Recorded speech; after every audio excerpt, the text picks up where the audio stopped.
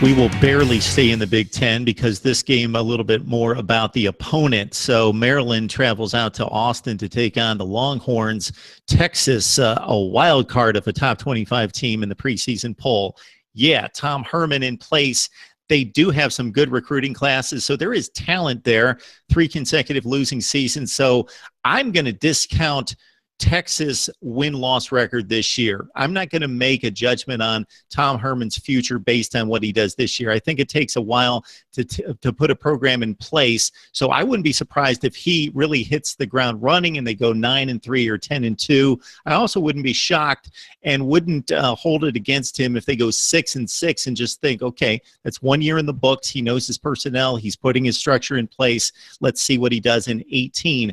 But we got Texas, a game they can't lose, as a 17-point favorite against Maryland.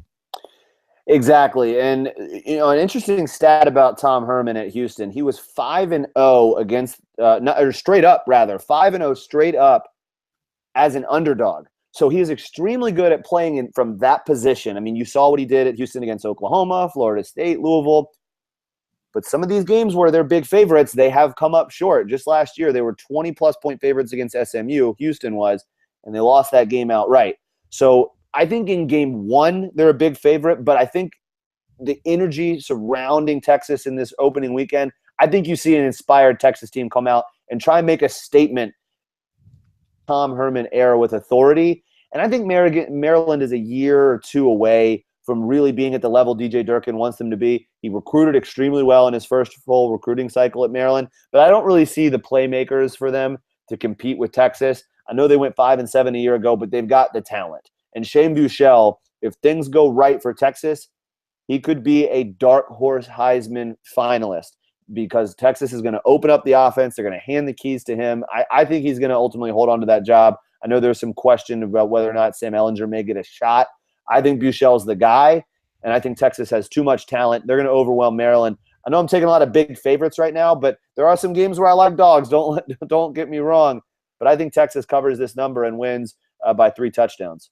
Yeah, it's going to be a tough environment for the Terps to travel nearly cross-country and take on a Texas team and a fan base that is just starving to get back on top, and they think they've got the guy in place. That place is going to be rabid and ready to go.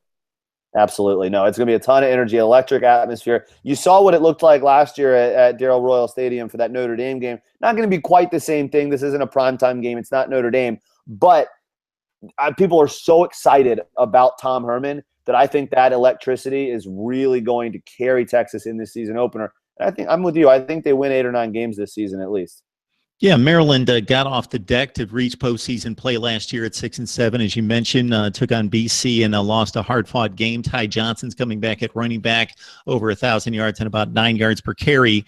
It takes multiple recruiting classes, as we both know, to really build a program. So one top 20 class is not going to do it, but a great sign for DJ Durkin. And if they continue in that trend, as you just mentioned, maybe we're talking a lot more Maryland football 2 years from now than we are and need to be right now.